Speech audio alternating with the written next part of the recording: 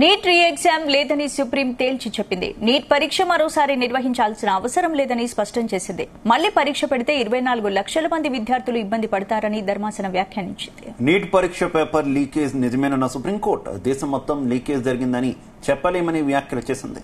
పరీక్ష లీకేజ్ వల్ల బీహార్లో 155 మంది లబ్ధి పొందారని తెలిపింది. సుప్రీం ఉత్తర్వుల నేపథ్యంలో నీట్ కౌన్సిలింగ్ యథాతథంగా జరగనుంది.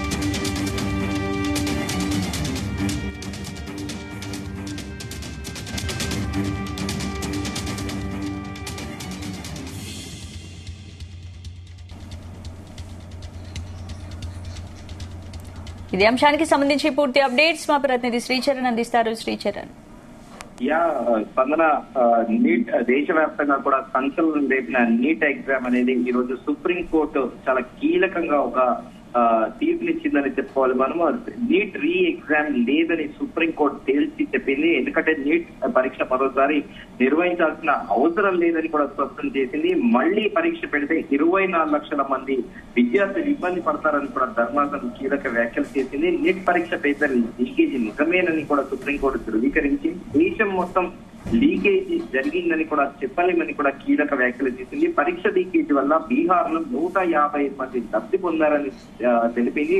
సుప్రీంకోర్టు ఉత్తర్వుల నేపథ్యంలో నీట్ కౌన్సిలింగ్ యథావిధిగా కూడా జరగనుందనేది కూడా ప్రస్తుతము ఈ రోజు సుప్రీంకోర్టు చేసిన వ్యాఖ్యలు బట్టి కూడా తెలుస్తుంది. అయితే దేశవ్యాప్తంగా కూడా నీట్ పరీక్ష పైన రచ్చరచ్చ జరిగిన విషయం తెలిసిందే. నీట్ పరీక్ష నిర్వహణలో అవకతవకలు, పేపర్ లీకేజ్ వెలుగు చూడడము, అభ్యర్థులు కూడా చాలా మంది కూడా దేశవ్యాప్తంగా కూడా రగిలిపోయారు. వివిధ రాష్ట్రాల్లో కూడా రాష్ట్ర రోగులు ధర్నాలు కూడా చేశారు.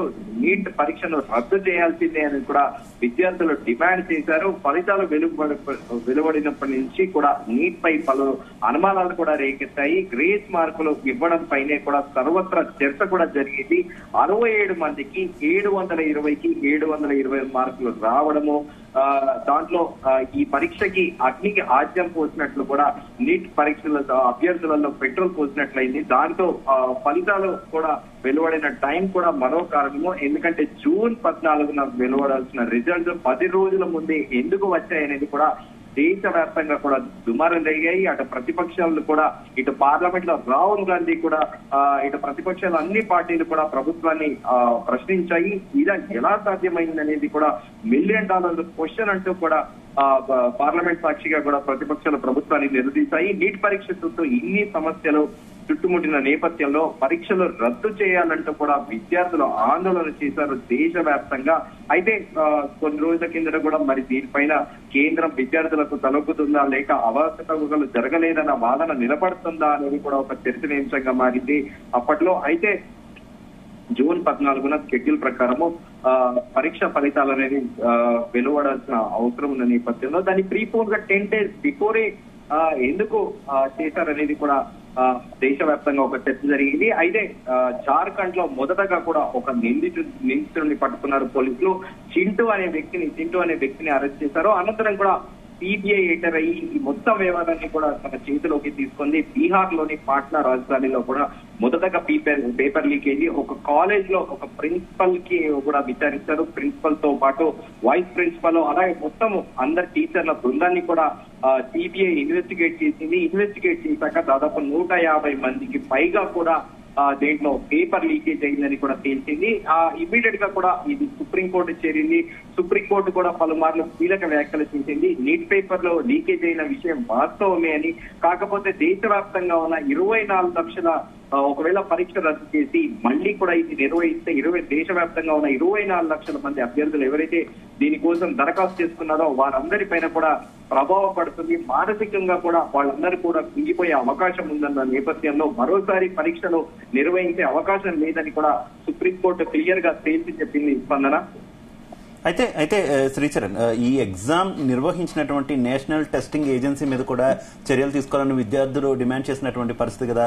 నేషనల్ టెస్టింగ్ ఏజెన్సీ మీదే చాలా అనుమానాలు ఎక్కువగా వచ్చినటువంటి నేపథ్యంలో ఏంటి నేషనల్ టెస్టింగ్ ఏజెన్సీ మీద ఇప్పుడు సుప్రీంకోర్టు తీర్పు నేపథ్యంలో ఏం చర్యలు లేవని అనుకోవాలా?